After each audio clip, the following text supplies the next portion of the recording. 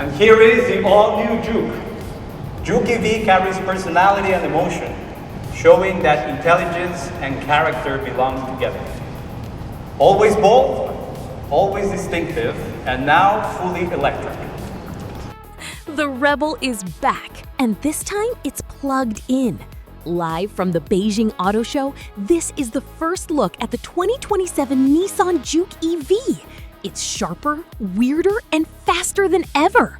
If you thought the original Juke was a disruptor, you haven't seen anything yet. Look at these lines. Nissan has officially brought the hyperpunk concept to the real world. We're talking polygonal surfaces, a massive aerodynamic rear wing, and a 3D effect V-motion grille. It doesn't just cut through the wind, it looks like it was carved out of a diamond. This is the new face of urban mobility for the Generation Alpha driver. Underneath that wild skin is the CMF-EV platform, the same tech found in the Aria, but shrunk down for maximum agility.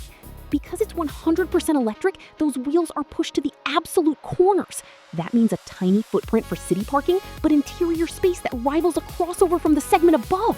It's a TARDIS on 20-inch wheels. Expect around 240 horsepower in the top-tier dual motor version, featuring Nissan's E4 Orse all-wheel control. It'll hit 60 in about 5.5 seconds, which is plenty for hunting gaps in Beijing or London traffic. And with the new 60 kilowatt-hour battery, you're looking at over 250 miles of real-world range. Inside, the Juke EV feels like a gaming rig. The Creative Hub interior features AI-driven ambient lighting that changes based on your music and a pillar-to-pillar digital interface.